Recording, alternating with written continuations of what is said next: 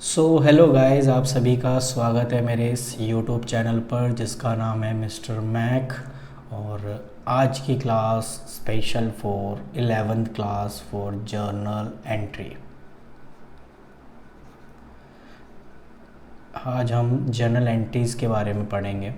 ठीक है, तो याद रखना, जर्नल एंट्री करने से पहले आपको जर्नल एंट्री करनी कैसे है ये भी मैं आपको बताऊंगा। इसमें हम क्या क्या चीज़ सीखेंगे। बेसिक सीखेंगे, बेसिक्स क्या होती हैं इसको करने के लिए हमें किन किन चीज़ों का ध्यान होना चाहिए। ठीक है, और दूसरा, इसको मैंने कैटेगराइज कर रखा है दो कैटेगरी में। तो हम पहले नॉर्मल वाली जर्नल एंट्री करेंगे और फिर हम कुछ एक एडवांस वाली जर्नल एंट्री करेंगे। ठीक है, तो एडवांस करने के लिए हमें पहले बेसिक का होना बहुत ज़रूरी है, तो इसी हिसाब से हम इसको करेंगे। तो देखिए, जब हम जर्नल एंट्री करते हैं तो जर्नल एंट्री का मतलब क्या है। जर्नल एंट्री, अगर आप बुक में देखोगे कि जर्नल एंट्री जो है एक ओरिजिनल एंट्री है। ओरिजिनल कह लो, ओरिजिनल एंट्री बोल लो, या second is first entry. First entry, देखो कोई भी अकाउंट शुरू होता है ना तो कहीं ना कहीं हमें शुरुआत किससे करनी पड़ती है, जर्नल से करनी पड़ती है। ठीक है, आप अगर कंपनी में काम करोगे, जब आप टैली यूज़ करने के लिए आपको बोलेंगे ना, तो जब आप टैली यूज़ करोगे ना तो उस पर आपको क्या करना पड़ेगा, सिर्फ जर्नल एंट्री चढ़ानी पड़ेगी, बाकी सारा काम वो खुद ही कर लेता है ऑटोमेटिकली वो सॉफ्टवेयर। तो आपको जर्नल एंट्रीज़ जो है वो आनी चाहिए, वो बहुत ज़रूरी होती है। तो ये आपको रियल लाइफ में भी इम्पॉर्टेंट है और वैसे हम जो पढ़ रहे हैं उसके लिए भी इम्पॉर्टेंट। तो जर्नल एंट्री की मीनिंग पूछे तो समझ लेना, कह देना कि भाई जर्नल एंट्री जो है वो ओरिजिनल एंट्रीज़ है, या हम इसे फर्स्ट एंट्री ऑफ अकाउंट या बुक कीपिंग कह सकते हैं। बुक कीपिंग एज अ क्या होता है, देखो पहले हम बुक कीपिंग करते हैं। बुक कीपिंग, बुक कीपिंग का मतलब है हमने ट्रांजैक्शंस को अपनी कॉपी में नोट कर लिया।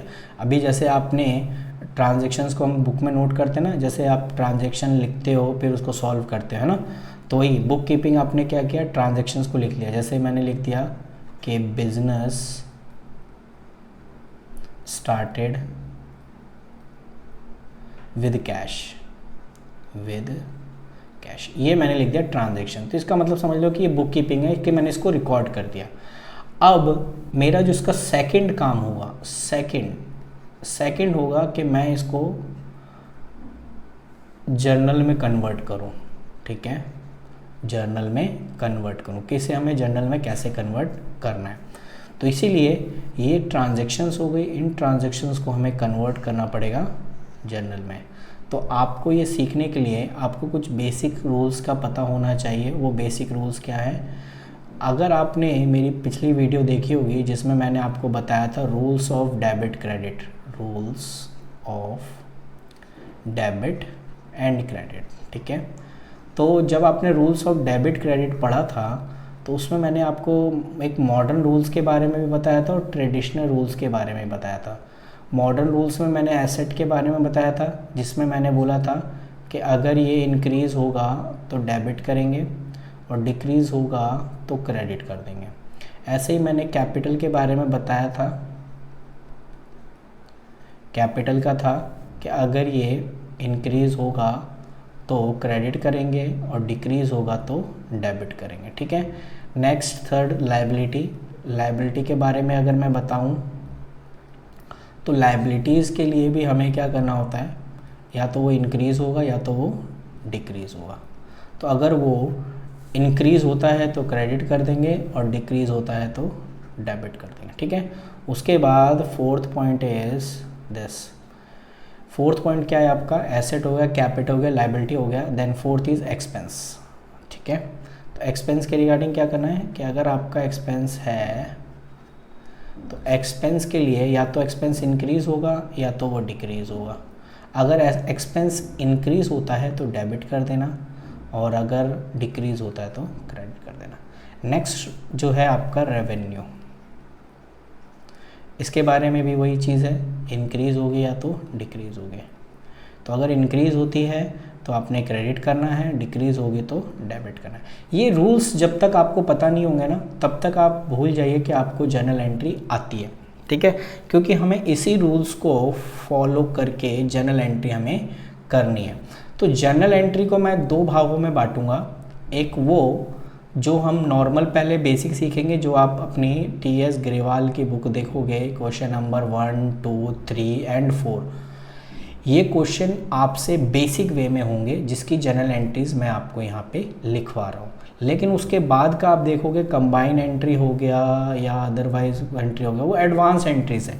एडजस्टमेंट एंट्री हो गया, तो वो हम कह दो कि समझ लो कि वो एक एडवांस एंट्री है, उसको सीखने के लिए आपको बेसिक का होना ज़रूरी है।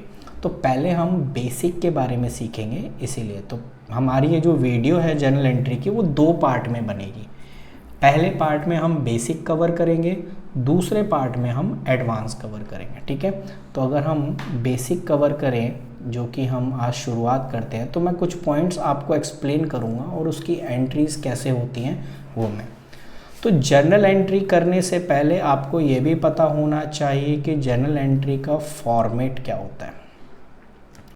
फॉर्मेट को अगर हम ध्यान में रखें तो पहला आपने कॉलम बनाना होता है डेट का, दूसरा कॉलम बनाना पड़ता है अपने पर्टिकुलर का, तीसरा कॉलम बनाना पड़ता है आपने एलएफ का। एलएफ का कॉलम आप छोटा बनाइए, ठीक है, जिसमें कुछ लिखना नहीं है, बस आपको ऐसे शो करना पड़ता है। उसकी वजह भी बता दूंगा क्या इसमें लिखा जाता है। फिर उसके बाद आपका डेबिट हो गया और आपका क्रेडिट हो गया, ठीक है। ये जर्नल का एक प्रॉपरली फॉर्मेट होता है, ठीक है। तो आप इस जर्नल एंट्री के फॉर्मेट को ध्यान से समझ लीजिए। पहले कॉलम में डेट, दूसरे कॉलम में पर्टिकुलर, तीसरे कॉलम में एलएफ, चौथे कॉलम में डेबिट एंड पांचवें कॉलम में क्रेडिट। डेबिट पहले आएगा और क्रेडिट बाद में आएगा। तो कुछ जर्नल एंट्रीज हैं जो हमें कवर करने हैं और उसको हम कोशिश करेंगे कि इसी जर्नल एंट्री में पुट करूं। ऊपर मैं क्वेश्चन लिखूंगा और उसकी जर्नल एंट्रीज जो है हम नीचे शो करेंगे, ठीक है। चलिए, तो जैसा कि आपके सामने मैं कुछ ट्रांजैक्शंस लिख रहा हूँ, इसे आप अपनी कॉपी में लिख लो, क्योंकि ये बेसिक ट्रांजैक्शंस हैं जो हर एक क्वेश्चंस में पूछे जाते हैं। तो ये अगर आपको ऐसा ही ट्रांजैक्शंस क्वेश्चंस में दिखता है तो आपने उसकी जगह सेम एंट्री करनी है जो मैं यहाँ करूँगा, ठीक है। तो देखिए, पहला अगर आप पॉइंट पढ़ेंगे, इसमें लिखा है बिजनेस स्टार्टेड विद कैश। जब भी कोई बिज़नेस स्टार्ट होता है तो यकीन मानिए कि बिज़नेस में कैश भी आया और कैपिटल भी इंट्रोड्यूस हुआ, ठीक है। कैश इंक्रीज़ होगा और कैपिटल भी इंक्रीज़ होगा। और हमने अभी एक रूल्स फॉलो किया था कि कैश इंक्रीज़ होता है क्योंकि कैश एक एसेट है, ठीक है। और अगर एसेट इंक्रीज़ होता है तो डेबिट और कैपिटल इंक्रीज़ होता है तो क्रेडिट। तो इस सिचुएशन में हम यहाँ पे फॉलो कर सकते हैं इसको, क्योंकि कैश एक एसेट नेचर का है और कैपिटल नेचर का है। एसेट इंक्रीज़ होता है तो डेबिट और कैपिटल इंक्रीज़ होता है तो क्रेडिट। तो अगर मैं इसकी जर्नल एंट्री करना चाहूँ तो अगर क्वेश्चन में डेट दिया हो तो पहले आप ईयर लिख लेना, ईयर के बाद मंथ्स गिवन होंगे, तो जैसे मैं कहूँ अप्रैल से शुरू हो रहा है तो अप्रैल 1 लिख दूँगा, ठीक है। और क्या एंट्री होगी, तो देखो इसको एंट्री को कैसे लिखना है पर्टिकुलर में। सबसे पहले आपने लिखना है कैश अकाउंट और ये हो गया आपका डेबिट। और क्रेडिट करने के लिए हमें क्या करना पड़ेगा, बीच में 2 लगाकर लिखना पड़ेगा कैपिटल, ठीक है। अगर मैं इसके आगे 2 लगा देता हूँ तो समझ लीजिए ये क्रेडिट हो रहा है और इसके आगे डेबिट है। तो ये क्या होता है कि सिमिलर ना दिखे, अलग दिखाने के लिए हम इसके आगे 2 लगा के इसको क्रेडिट कर देते हैं और इसके आगे DR लगा के इसको हम डेबिट कर देते हैं। तो जो डेबिट वाला अमाउंट है वो डेबिट के कॉलम में लिख देना, जो चीज़ डेबिट हुई है। जैसे कैश डेबिट हुआ है तो क्या है, कैपिटल क्रेडिट हुआ है तो आपने उसको क्रेडिट के अमाउंट में लिखना है। तो ये आपका एक प्रॉपर फिनिश हो चुका है, ठीक है। तो जब भी कोई बिजनेस शुरू होगा तो उसकी एंट्री होगी cash account debit to capital account, ठीक है। चलिए नेक्स्ट बढ़ते हैं। नेक्स्ट पॉइंट है परचेज गुड्स फॉर 10,000 कि यहाँ पे कह रहा है कि फर्म ने या कंपनी ने गुड्स खरीदे कितने रुपए के, 10,000 के। तो अब इसकी एंट्री आप कैसे करेंगे, तो आप पहले इसे कैटेगराइज कर लो कि इसमें क्या क्या है। एक परचेज दिखाई दे रहा है और एक कैश दिखाई दे रहा है। तो हम क्या कर लेंगे, अगर मैं कहूँ कि ये परचेज़ है और ये कैश है, कैश कौन से नेचर का है, एसेट नेचर का है। परचेज कौन से नेचर का है, एक्सपेंस नेचर का होता है। कुछ बच्चे क्या लिख देते हैं, गुड्स लिख देते हैं, गुड्स तो फिर एसेट नेचर का हो गया ना। तो याद रखना, जब भी हम गुड्स को खरीदते हैं तो वो हमारा एक्सपेंस में कंसीडर किया जाता है, ठीक है, क्लियर है। तो इसीलिए हम परचेज वर्ड यूज़ करेंगे जब भी गुड्स को खरीदेंगे। तो जब भी मैंने गुड्स खरीदा तो क्या यूज़ करना है, परचेज। परचेज जो है एक एक्सपेंस है, और जितना गुड्स खरीदोगे उतना परचेज आपका बढ़ेगा। और पेमेंट आप किस में कर रहे हो, कैश में। कैश क्या है, एसेट है, और एसेट क्या हो रही है, डिक्रीज़ हो रही है। तो अगर एसेट डिक्रीज़ होती है तो क्रेडिट करेंगे, और परचेज जो कि एक्सपेंस है अगर इंक्रीज़ हो रहा है तो डेबिट करेंगे। तो एक्चुअली में इसकी एंट्री क्या होगी, इसकी एंट्री होगी परचेज अकाउंट डेबिट, हाँ बोलो बोलो बोलो, परचेज अकाउंट डेबिट टू क्या गया, कैश गया। तो कैश हम लिख देंगे। तो ये बेसिक जनरल एंट्रीज के हम इस तरीके से रूल्स को फॉलो कर सकते हैं। मैं इतनी डीपली आपको इसलिए बता रहा हूँ, उसकी वजह ये है कि अभी जैसे आपको स्कूल में जैसे रट्टा आपने नहीं करना है, ये जनरल एंट्री बनी इस वजह से है, आप इसको इस रूल से करने के लिए। तो आप इसको इसी रूल्स के अकॉर्डिंग दिमाग में बैठा लीजिए, और अपनी कॉपी में ज़रूर नोट कर लीजिए। इसको इतने बेसिक तरीके से समझा रहा हूँ, आपको कहीं किसी वीडियोज़ में नहीं मिलेंगी, तो आप इसको ध्यान से आप इसको कर लीजिए। तो ये 10,000 डेबिट वाले कॉलम में और क्रेडिट वाले कॉलम में 10,000। चलो बढ़िया। तो ये आपका सेकेंड एंट्री होगी। थर्ड करते हैं। अच्छा, इसी एंट्री में अगर मैं चेंज कर देता, इस एंट्री में चेंज ये कर देता कि सपोज़ करिए उसने कैश की जगह उधार खरीदा, ये भी हो सकता है ना, जिसको मैं यहाँ वर्ड यूज़ कर रहा हूँ क्रेडिट, ठीक है। उसने उधार खरीदा, तो ठीक है, उधार खरीदा तो कैश का तो कोई नामो निशान नहीं होगा, इसलिए मैं कैश को क्या करूँगा, हटा दूंगा। कैश को हटा दिया मैंने। अब कैश हटा दिया तो इसकी जगह क्या यूज़ करूँगा, जब हम किसी से उधार खरीदते हैं ना तो वो हमारा क्या हो जाता है, क्रेडिटर, ठीक है। और क्रेडिटर क्या होता है, लायबिलिटी। और जितनी ज़्यादा आप क्रेडिटर्स यानी जितना ज़्यादा आप सामान खरीदोगे उतना ज़्यादा क्रेडिटर आपका बढ़ता जाएगा।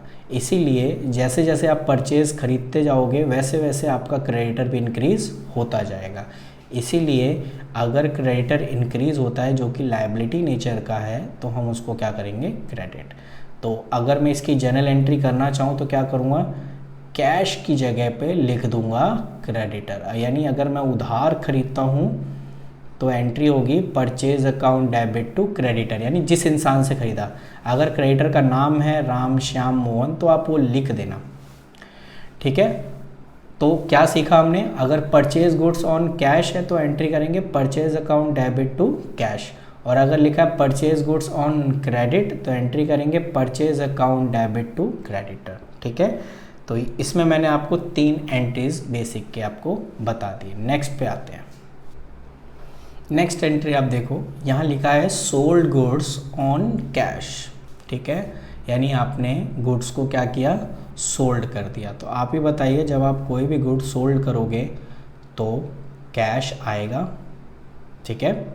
कैश आया, इनका मतलब इंक्रीज हुआ।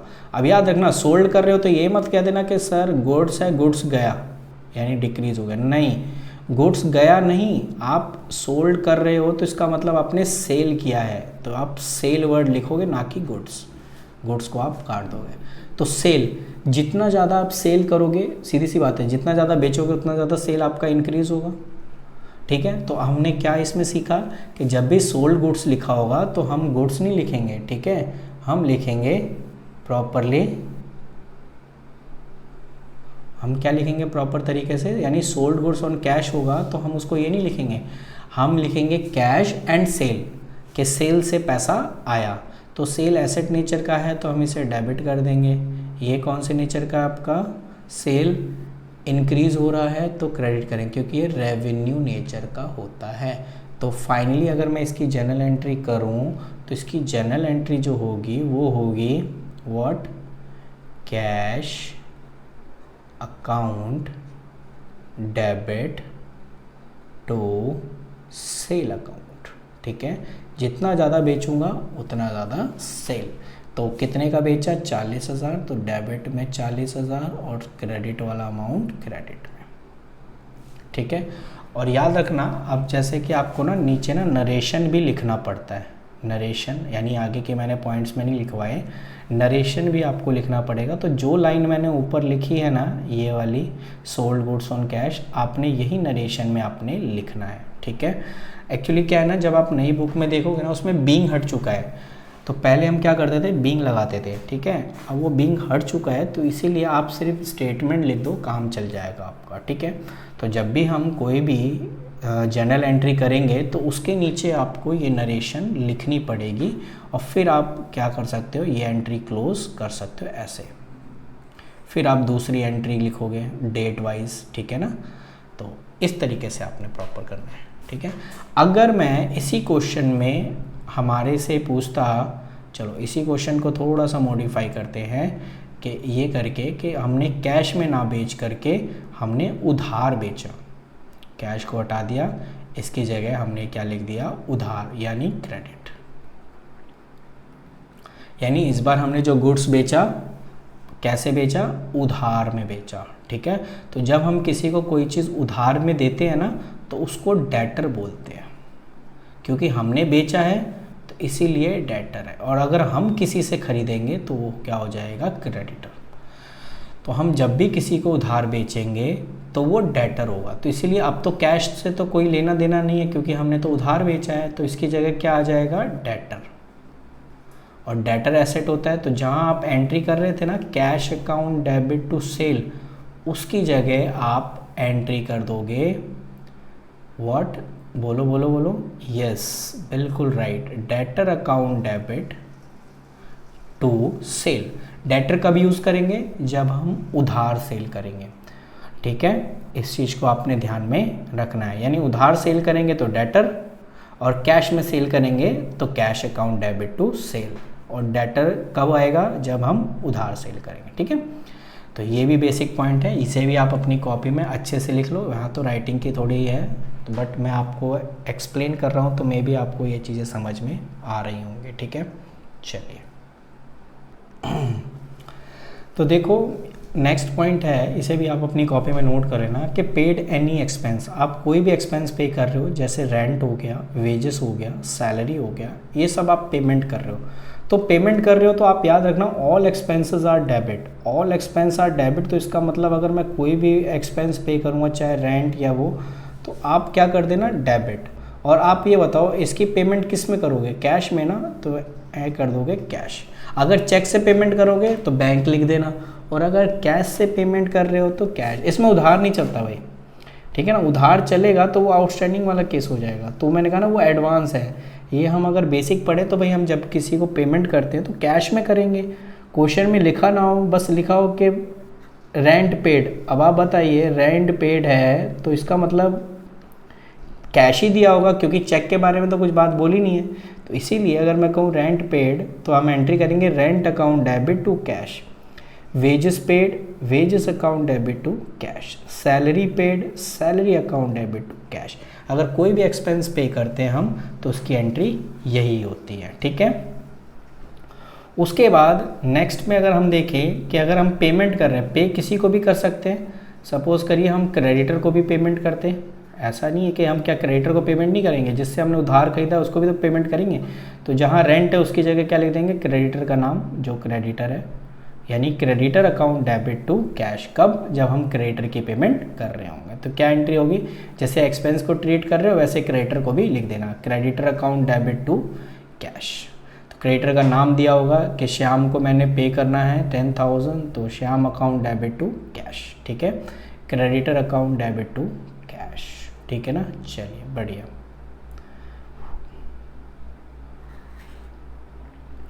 नेक्स्ट अगर हम इसमें पढ़ेंगे डिपॉजिट इनटू बैंक, यानी मैंने अपना कैश जो है वो कहाँ जमा करवाया, बैंक में। मैंने मीन्स कंपनी ने, यानी जो भी फर्म है उसने अपना पैसा बैंक में जमा कराया। तो बैंक में जमा कराया इसका मतलब बैंक इंक्रीज़ हो गया और कैश क्या हो गया, डिक्रीज़। ये भी एसेट है, ये भी एसेट है। एक एसेट बढ़ रहा है और एक एसेट कम हो रहा है। तो जो बढ़ रहा है उसको हम पहले लिखेंगे, तो एंट्री हो जाएगी bank account debit to cash, bank account debit to cash. ठीक है। नेक्स्ट पॉइंट क्या है कि अगर आप कोई भी फिक्स एसेट खरीदोगे जैसे मशीनरी, फर्नीचर, बिल्डिंग, अगर आप इन सब चीज़ों को परचेज़ करते हो तो परचेज़ वर्ड यूज़ मत कर लेना। परचेज़ वर्ड जो यूज़ होता है वो हमेशा गुड्स के साथ होता है। तो अगर आप कोई भी फिक्स एसेट खरीद रहे हो तो उसका नाम लिखना। जैसे आप मशीन खरीदा है तो एंट्री हो जाएगी मशीनरी अकाउंट डेबिट, और पेमेंट किस में कर रहे हो? कैश में। तो अगर कैश में कर रहे हो तो टू कैश, उधार कर रहे हो तो क्रेडिटर का नाम। ठीक है। आई रिपीट, अगर आप कैश में खरीद रहे हो तो कैश लिख देना, और अगर आप उधार खरीद रहे हो तो क्रेडिटर का नाम लिख देना। अगर मैंने फर्नीचर खरीदा है तो furniture account debit to cash, building खरीदी है तो building account debit to cash. ठीक है। तो इस तरीके से हम ये पॉइंट्स लिख सकते हैं जो बेसिक के होते हैं। और भी पॉइंट्स देखते हैं आगे। यहाँ मैंने 2 स्टेटमेंट लिखी हुई है, दोनों स्टेटमेंट को आप ध्यान से देखिए। कह रहा है विड्रॉ फॉर पर्सनल यूज़। जब भी हम कोई पैसा पर्सनल यूज़ के लिए निकालते हैं तो उसको हम अपने शब्दों में ड्राइंग बोलते हैं। तो अब आप देखिए, अगर उसने पर्सनल यूज़ के लिए कैश निकाला है तो देखिए किस में से निकाला है, बिजनेस में से निकाला है या बैंक से निकाला है। अगर सपोज करिए पहला पॉइंट लेते हैं कि अगर वो बिजनेस में से निकाला है तो एंट्री हो जाएगी drawing account debit, drawing account debit, क्योंकि पर्सनल यूज़ के लिए जो भी पैसा निकालता है तो उसको हम क्या बोलते हैं? ड्राइंग। और पैसा निकाला है तो कहीं ना कहीं बिजनेस से निकाला तो बिजनेस का कैश क्या हो जाएगा? कम हो जाएगा। ठीक है। तो एंट्री हो जाएगी drawing account debit to cash. अगर उसी की जगह अगर वो कह रहा है कि withdraw for personal use cash for bank, उसने बैंक से पैसा निकाला है, तो जब बैंक से पैसा निकाला है तो कंपनी का कैश का तो कोई रोल नहीं बनता। तो इसका मतलब है तो हम उसमें कैश ना यूज़ करके क्या यूज़ करेंगे? बैंक। तो बैंक कब यूज़ करेंगे? जब वो बैंक से पैसा निकालेगा। और कैश कब यूज़ करेंगे? जब वो बिजनेस से पैसा निकालेगा। तो आप देख लेना। और ड्राइंग तो कॉमन है, क्यों? क्योंकि पर्सनल यूज़ मतलब ड्राइंग। ठीक है, गुड। तो अगर आप पर्सनल यूज़ के निकालते हो तो ड्राइंग वर्ड यूज़ करना, और नॉर्मली आप अगर बैंक से पैसा निकाल रहे हो तो ये कुछ पॉइंट्स हैं जो आपको समझने ज़रूरी थे। कहीं ना कहीं आपको ये चीज़ें डाउट हो सकते हैं। ये बेसिक पॉइंट्स हैं, इसको समझना है आपको। ये जितने भी पॉइंट्स मैंने आपको कॉपी में लिखवाए हैं ये सारे आपने नोट करने हैं याद से, ताकि आप इसको अच्छे से प्रिपेयर भी कर सको। तो ये कुछ पॉइंट्स बेसिक थे जो मैंने करा। इसके बाद के जितने भी पॉइंट्स होंगे सारे एडवांस लेवल के होंगे। ठीक है। तो पहले बेसिक तो सीख जाए हम। तो बेसिक सीखने के लिए कहीं ना कहीं हमें सारी चीज़ों का होना ज़रूरी है। रूल्स आपको पता होने चाहिए, बिना रूल्स के काम नहीं चल सकता। इसके लिए रूल्स तो फॉलो करने पड़ेंगे। तो मिलेंगे आपसे एडवांस जर्नल एंट्रीज़ में। ये पार्ट 1 था। क्यों था आपको पता चल गया, देख रहे हो आपने आधे घंटे की वीडियोज़ अपलोड हो चुकी है। ठीक है। तो इसीलिए मुझे दूसरी वीडियो बनानी पड़ेगी जिसमें एडवांस जर्नल एंट्रीज आपको करवाने पड़ेंगे। ठीक है ना। तो मिलते हैं आपसे नेक्स्ट वीडियो में, ताकि हम और भी कुछ एडवांस कर सकें। Thank you.